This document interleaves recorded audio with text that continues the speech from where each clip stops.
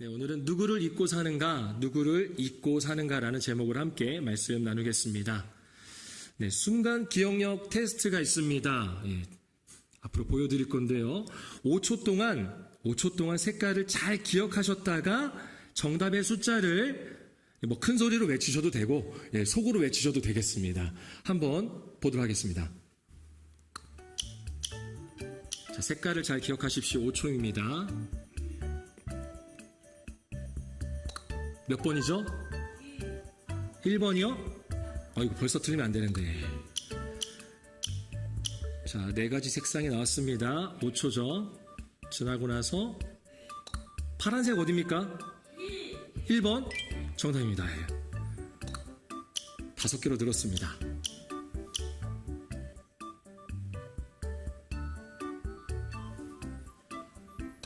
보라색은요? 2번? 3번? 2번입니다. 점점 어려워지죠. 포기하지 마세요. 끝까지 한번 해보십시오. 얼마 안 갑니다. 노란색 4번? 다들 기억력이 너무 좋으시네요. 자, 이번에 좀 많죠? 마지막일 것 같습니다. 검은색은요? 네, 여기까지 하도록 하겠습니다. 저는 여기서 다 틀릴 줄 알고 제가 여기까지만 준비했는데 너무 잘 맞추시네요. 기억력이 이렇게 좋을 줄은 몰랐어요. 좋습니다. 건강하다는 증거죠. 네. 방금 했던 것은 단기 기억 테스트입니다. 단기 기억 테스트. 단기 기억이란 5초에서 30초 정도의 정보를 저장하는 것을 의미합니다. 지금 5초 동안 보여드렸죠? 5초 동안. 그래서 5초에서 30초 정도의 정보를 저장하는 것을 단기 기억이라고 합니다. 아마 방금 보셨던 것 중에 첫 번째 색깔 기억나시나요? 벌써 잊으셨죠? 다 잊혀집니다. 이게 정상이에요. 다 잊어야 됩니다. 오래 기억에 남으려면 그래서 이것이 필요하다고 합니다. 뭘까요? 잊어버린 거. 오래 기억을 해야 되는데 감정이 필요하다고 합니다. 감정이 있어야지 오랫동안 기억을 할 수 있다고 합니다. 특히 감사, 기쁨, 사랑, 자부심 등의 이런 긍정적인 감정은 기억에서 천천히 서서히 사라진다고 합니다. 다른 말로 하자면 긍정적인 감정은 잘 기억에 오랫동안 남는다는 거예요. 사라지지 않고 좀 오래 간다라는 겁니다. 나이가 들수록 기억력이 줄어든다고 하는데 물론 틀린 말은 아니지만 혹시 감정이 없어서 그런 건 아닐까라는 생각을 해봅니다. 무엇보다 우리가 누군가와 약속할 때 이 약속을 잊어서는 안 되겠죠. 내 개인적인 거는 좀 잊어도 되지만 누군가와 했던 약속은 잊어서는 안 됩니다. 약속에 대한 기억이 실패할 확률로 지금 확률이 있다고 하는데 그걸 도표로 한번 만들어 봤습니다. 약속을 기억할 실패의 확률 한번 보여주실까요? 도표? 바로 이겁니다. 그래서 지금 당장 전화해 같은 즉시 실행하는 약속의 경우는 잊을 확률이 5에서 10%라고 합니다. 저는 이걸 보고도 놀랐어요. 아니 지금 바로 전화해라고 하는데 그것도 잊을 수 있을까? 5에서 10% 잊는다고 합니다. 또 퇴근해서 도와줄게와 같은 1시간에서 하루 뒤에 실행하는 약속의 경우는 최대 30%가 있는다고 합니다. 다음 주에 만나자. 저도 이런 약속 많이 하는데요. 다음 주에 만나자와 같은 며칠 뒤의 약속은 50% 이상 있는다고 하고요. 야 그래 다음에 한번 밥 한번 먹자 라고 하는 약속은 60에서 70%. 사소하고 반복적인 이러한 약속은 60에서 70% 있는다고 합니다. 하버드 대학교 심리학자 다니엘 길버트는 이렇게 말합니다. 미래의 자신을 과대평가하는 심리. 다시 말해서 나는 나중에 할 수 있어 라고 해서 미루는 거죠. 미루는 거. 미루기, 잊기, 낙관적 착각. 즉 자신을 과대평가하는 이런 심리는 계속된 약속을 잊게 만드는 주요 원인이 된다고 합니다. 그래야 해서 필요한 것이 메모입니다. 메모 또는 알림. 약 먹을 시간입니다. 이런 거 있잖아요. 예, 약 먹을 때 꼭 기억해 이렇게 저장해 두죠. 알림으로. 예. 아니면은 오래 가는 게 뭐라고 했죠? 오래 가려면 뭐가 필요하다 했죠? 감정이입을 해야 돼요. 근데 매 순간마다 감정이입을 할 수는 없겠죠. 네. 오늘도 약속을 잊고 열심히 살아가는 한 인물이 소개되고 있습니다. 바로 야곱입니다. 오늘까지 해서 4주간에 걸쳐서 드디어 야곱의 이야기를 마무리 지으려고 합니다. 야곱은 열심히 살아가지만 그는 잊고 있습니다. 이전에 그는 도망자였습니다. 그리고 사기꾼이었습니다. 겉만은 쫄보이죠. 그런데 하나님께서 그런 야곱과 함께 하셨습니다. 그는 많은 것을 누리게 되었습니다. 가족들이 많아졌고요. 재산도 많아졌습니다. 하지만 하나님과의 약속을 잊은 채 세겜이라는 곳에서 머물렀습니다. 10년이라는 세월이 지나 세겜의 문화와 그곳에서의 삶은 어느덧 익숙해지고 하나님의 약속뿐만이 아니라 하나님의 존재조차도 잊은 채 살아가고 있었습니다. 여러분, 이 익숙함이라는 게 그래서 무서워요. 익숙해지려고 하면 안 됩니다. 익숙함은 우리에게 편안함을 주거든요. 그런데 반면에 누군가를 잊게 만들 수 있어요. 가장 소중한 존재를 잊게 할 수도 있습니다. 세겜에서 그렇게 익숙한 채 살아가는 야곱에 있어서 그는 하나님을 잊었다라는 거죠. 그런데 또 야곱에게 시련이 찾아옵니다. 야곱의 딸 디나가요, 세겜의 문화를 보기 위해서 요즘으로 말하자면 시내로 나갔다가 그만 추장의 아들에게 강간을 당합니다. 추장의 아들은 이 디나를 연모하여 결혼을 요청하지만 야곱의 아들 중에 시몬과 레이가 성에 들어가서 모든 남자를 다 죽이고 그리고 디나를 데려옵니다. 여동생 디나를 데려와요. 뿐만 아니라 짐승과 재물을 노략질하고 그들의 자녀들과 아내들까지 사로잡아왔습니다. 일어나서는 안 될 아주 끔찍한 일이 벌어진 것이죠. 당시의 문화로는 눈에는 눈, 이에는 이였어요. 눈에는 눈, 이에는 이. 야곱과 그의 가족들은 세겜과 친척이며 그리고 동맹인 부족들의 뭐가 되었을까요? 적이 된 거예요. 원수가 된 거예요. 감히 우리 친척을, 감히 우리 동맹이 세겜을 건드려? 라고 하는 거죠. 야곱은 빨리 기억해야 합니다. 그가 잊고 있었던 누구죠? 하나님을 기억해야 합니다. 야곱이 이에 어떻게 이야기하는지 34장 30절 말씀, 34장 30절 말씀을 함께 읽겠습니다. 야곱이 시므온과 레이에게 이르되 너희가 내게 화를 끼쳐 나로 하여금 이 땅의 주민 곧 가나안 족속과 브리스 족속에게 악취를 내게 하였도다. 나는 수가 적은즉 그들이 모여 나를 치고 나를 죽이리니 그러면 나와 내 집이 멸망하리라. 하나님께 애통해하며 하나님과 싸워야 할 야곱이 두 아들을 책망하고 자신의 신세를 한탄하며 그렇게 두려워하고 있습니다.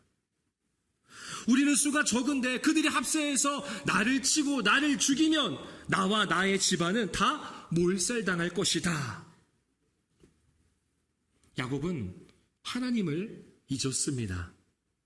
하나님을 두려워해야 하는데 여전히 세상과 환경을 두려워하고 있습니다. 하나님께 매달려야 하는데 하나님을 찾지 않습니다. 지금까지 하나님이 함께 하시고 그와 했던 약속을 하나님은 지키셨는데 그는 하나님과의 약속을 잊은 채 살아가고 있습니다. 인생이 끝났다 하는 순간마다 함께 하시고 인도하셨던 그 하나님을 기억하지 못합니다. 이 정도면 야곱은 끝장나야지 정상입니다. 끝장나도 될 것 같습니다. 어떻게 하나님을 기억 못해요? 그런데 어떤 일이 일어나는지 본문 1절 말씀을 다시 한번 읽어보겠습니다. 1절 함께 읽겠습니다. 하나님이 야곱에게 이르시되 일어나 베델로 올라가서 거기 거주하며 내가 내 형 에서의 낯을 피하여 도망하던 때에 내게 나타났던 하나님께 거기서 제단을 쌓으라 하신지라. 아멘. 야곱은 하나님을 잊었지만 하나님은 야곱을 잊지 않으셨습니다. 이번에도 하나님이 먼저 찾아오십니다. 그리고 야곱이 잊고 있던 하나님과의 약속을 기억나게 하십니다.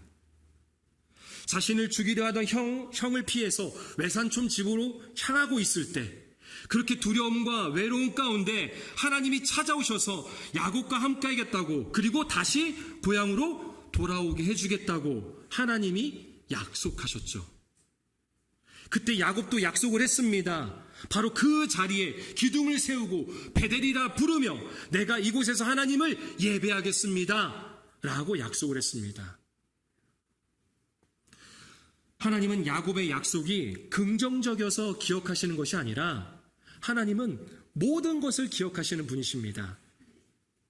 사람은 긍정적인 기억이 더 오래 가지만 하나님은 그것과 상관없이 모든 것을 기억하십니다. 다만 야곱이 잊고 있었던 겁니다. 그렇게 하나님과의 약속, 아니 하나님을 잊고 있던 야곱입니다. 하지만 하나님은 야곱을 잊지 않으셨죠. 때론 우리가 하나님과의 약속, 신앙적 결단과 다짐을 잊을 때가 있습니다. 하지만 하나님은 잊지 않으십니다. 중요한 건 하나님은 야, 너 약속했으니까 지켜야지. 뭐 하는 거야? 너 나한테 서운했잖아. 약속했잖아. 왜 안 지켜? 라고 하시는 게 아니라 나는 너와 함께하고 싶다 라고 말씀하십니다. 만약 하나님이 약속 지키는 것에만 원하셨다면, 약속을 지키는 것만 원하셨다면 하나님은 야곱에게 이렇게 말씀하실 겁니다. 야, 너 11조 바친다며, 10분의 1 바친다며 왜 안 바쳐? 똑바로 내야 된다. 10분의 1. 아마 이렇게 따지셨을 거예요. 하나님은 약속을 지키기 원하는 게 아니라 하나님은 야곱에게서 원하셨던 것은 야곱과 함께하고 싶다라는 겁니다. 하나님 당신과 우리가 교제하기를 원하신다라는 겁니다. 베델, 그 하나님의 집에서 하나님의 자녀가 되어서 함께 살아가기를 하나님은 원하십니다. 내가 했던 하나님과의 약속, 결단, 다짐, 물론 중요하지만 그것보다 중요한 것은 나 또한 하나님과 함께하기를 원하고 하나님과 교제하는 것입니다. 오늘 이 자리에서만 하나님을 만나고 헤어지는 것이 아니라 모든 날이, 매 순간이 하나님과 함께 교제하는 삶이 되기를 축원합니다. 야곱은 이제 하나님을 잊지 않기 위해서 자기에게 속한 모든 사람들에게 명령을 합니다. 우리 본문 2절 말씀 같이 한번 2절 읽겠습니다. 야곱이 이에 자기 집안 사람과 자기가 함께한 모든 자에게 이르되 너희 중에 있는 이방 신상들을 버리고 자신을 정결하게 하고 너희들의 의복을 바꾸어 입으라. 아멘. 세겜의 화려한 문화 속에 우상들이 집에 많아도 너무 많았습니다. 그 시대의 트렌드였거든요. 대세였습니다. 뭐 굳이 오늘날로 말하자면 이런 것들이죠. 그래, 이런 거 하나쯤 있어야지 인스타그램에 올릴 수 있어. 내 SNS에 올릴 수 있어 라는 거죠. 남들에게 자랑할 수 있어. 남들이 다 부러워하고 우러러보는 카카오톡 프로필 사진은 이 정도는 돼야지 라고 하는 우상들이 굉장히 많았다라는 거예요. 집안에 작은 우상들, 그리고 두 아들이 노략질하여 가져온 물건 중에도 이방 신상들이 굉장히 많았을 겁니다. 야곱은 그것들을 다 버리라고 명령합니다. 뿐만 아니라 몸을 씻고 옷을 갈아입으라고 명령합니다. 이러한 외적인 변화는 내적인 변화를 상징합니다. 다시 한번 말씀드릴게요. 이러한 외적인 변화는 결국은 내적인 변화를 상징하는 것입니다. 다시 말해서 마음을 깨끗하게 하는 정결 의식인 것이죠. 하나님을 잊지 않고 기억하기 위해서는 먼저 마음을 정결하게 해야 합니다. 마음을 깨끗하게 해야 합니다. 여러분, 내 마음의 중심에는 무엇이 있습니까? 누가 있습니까? 하나님보다 더 큰 자리를 차지하는 것이 있다면 그것이 바로 이방 신상입니다. 바로 우상인 것이죠. 우리의 마음속에는 이방 신상과 같은 우상들이 너무 많습니다. 성공, 인정, 명성, 명예, 연애, 결혼, 사랑도 우상이 될 수 있어요. 외모지상주의, 정치 이념, 학벌주의, 나는 그래도 달라, 나는 그래도 저 사람보단 의로워, 나는 그래도 좀 더 낫지 라고 하는 자기 의로움 등등 많습니다. 하나님보다 더 의지한다면 그것이 바로 우상입니다. 이런 것들로부터 내 정체성과 가치를 찾으려고 하고 증명을 한다면 그것이 바로 우상입니다.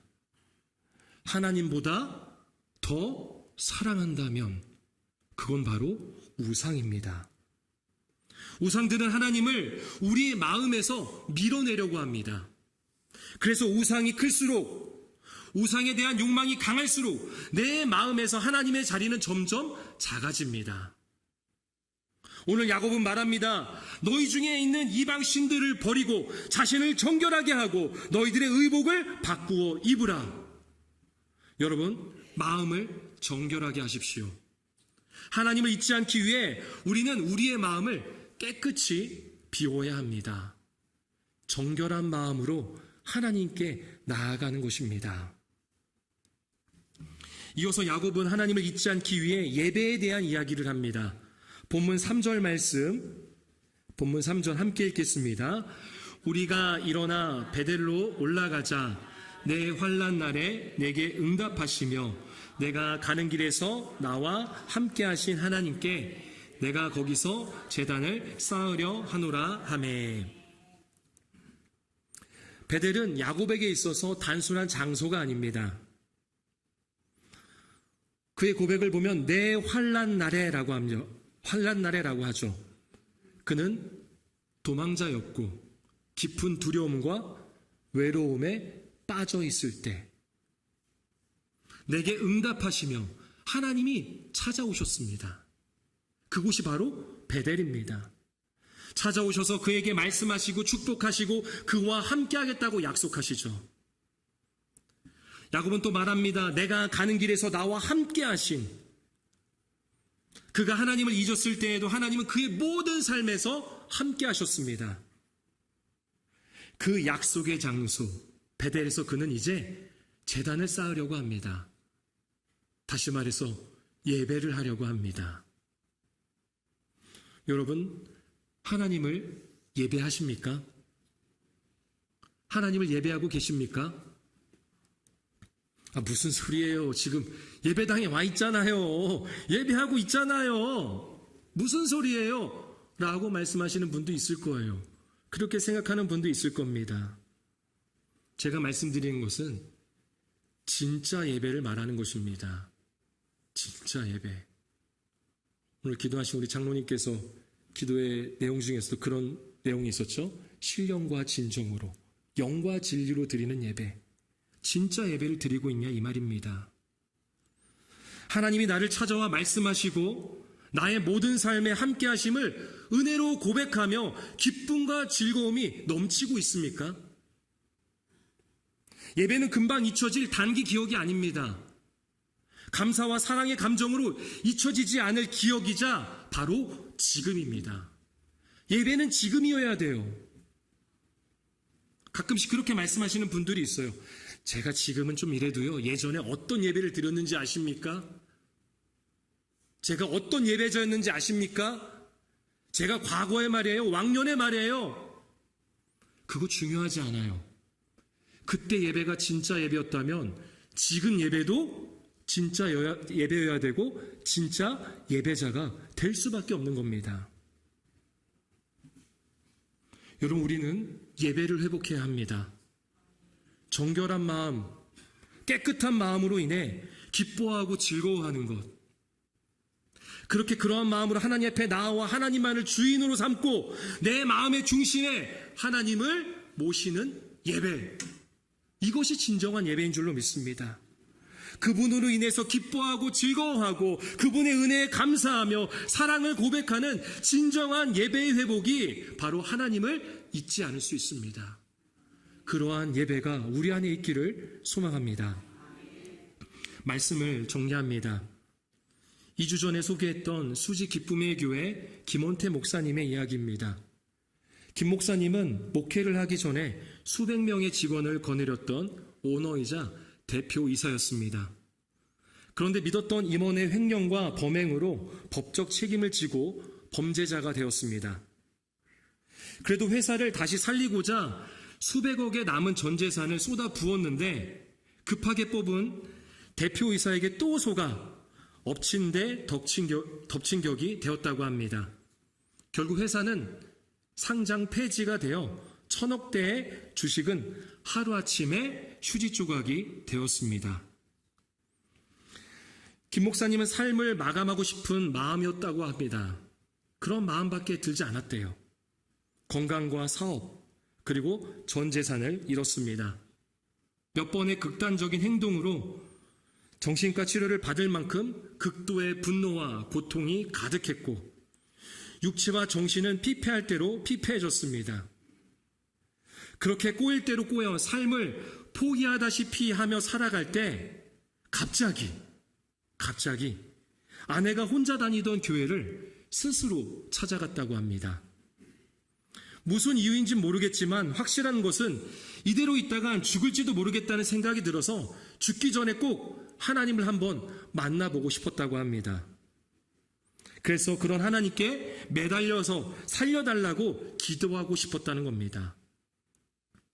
이후에 목사님은 자신의 저서인 괜찮아 다시 일어나면 돼에서 이렇게 고백을 합니다.